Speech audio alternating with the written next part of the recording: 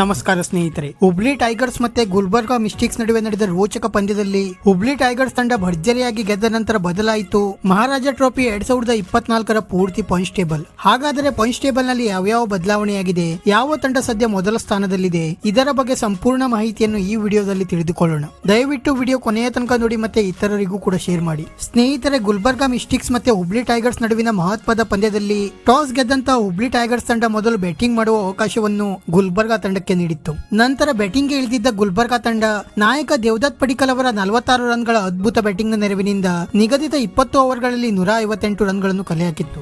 ಆದರೆ 159 ರನ್ಗಳ ಗುರಿ ಬೆನ್ನಟ್ಟಿದ ಹುಬ್ಳಿ ಟೈಗರ್ಸ್ ತಂಡ ಕೃಷ್ಣನ್ ಶ್ರೀಜಿತ್ ಮತ್ತೆ ಮನೀಶ್ ಪಾಂಡೆ ಅವರ ಸ್ಫೋಟಕ ಬ್ಯಾಟಿಂಗ್ ನ ನೆರವಿನಿಂದ ಕೇವಲ 18ನೇ ಓವರ್ ನಲ್ಲಿಯೇ ಗೆಲುವಿನ ನಗೆ ಬೀರಿತು. ಮತ್ತೆ ಹುಬ್ಳಿ ಟೈಗರ್ಸ್ ಈ ಪಂದ್ಯವನ್ನು ಗೆದ್ದ ನಂತರ ಮಹಾರಾಜ ಟ್ರೋಫಿ 2024ರ ಸದ್ಯದ ಪಾಯಿಂಟ್ಸ್ ಟೇಬಲ್ ಕಡೆಗೆ ನೋಡುವುದಾದರೆ ಸದ್ಯ ಬೆಂಗಳೂರು ಬ್ಲಾಸ್ಟರ್ಸ್ ತಂಡ 2 ಪಂದ್ಯವನ್ನು ಆಡಿ 2ರಲ್ಲಿ ಗೆದ್ದು 4 ಅಂಕದೊಂದಿಗೆ ಮೊದಲ ಸ್ಥಾನದಲ್ಲಿದ್ದರೆ ಹುಬ್ಳಿ ಟೈಗರ್ಸ್ ತಂಡವು ಕೂಡ ಆಡಿದ 2 ಪಂದ್ಯದಲ್ಲಿ ಗೆದ್ದು 4 ಅಂಕದೊಂದಿಗೆ 2ನೇ ಸ್ಥಾನದಲ್ಲಿದೆ. ನಂತರ ಬೆಂಗಳೂರು ಡ್ರ್ಯಾಗನ್ಸ್ ತಂಡ 2 ಪಂದ್ಯವನ್ನು ಆಡಿ 1ರಲ್ಲಿ ಗೆದ್ದು ಮತ್ತೆ 1ರಲ್ಲಿ ಸೋತು 2 ಅಂಕದೊಂದಿಗೆ 3ನೇ ಸ್ಥಾನದಲ್ಲಿದ್ದರೆ ಮೈಸೂರು ವಾರಿಯರ್ಸ್ ತಂಡ 2 ಪಂದ್ಯವನ್ನು ಆಡಿ 1ರಲ್ಲಿ ಗೆದ್ದು ಮತ್ತೆ 1ರಲ್ಲಿ ಸೋತು 2 ಅಂಕದೊಂದಿಗೆ 4ನೇ ಸ್ಥಾನದಲ್ಲಿದೆ. ಮತ್ತೆ ಶಿವಮೊಗ್ಗ ಲಯನ್ಸ್ ಮತ್ತೆ ಗುಲ್ಬರ್ಗಾ ಮಿಸ್ಟಿಕ್ಸ್ ತಂಡಗಳು ಆಡಿದ 2 ಪಂದ್ಯಗಳಲ್ಲಿಯೂ ಕೂಡ ಸೋಲುವ ಮೂಲಕ ಸದ್ಯ ಪಾಯಿಂಟ್ಸ್ ಟೇಬಲ್ ನಲ್ಲಿ 5ನೇ ಮತ್ತೆ 6ನೇ ಸ್ಥಾನದಲ್ಲಿವೆ. ಸ್ನೇಹಿತರೆ, ಇದಾಗಿತ್ತು ಸದ್ಯದ ಮಹಾರಾಜ ಟ್ರೋಫಿ 2024ರ ಪಾಯಿಂಟ್ಸ್ ಟೇಬಲ್.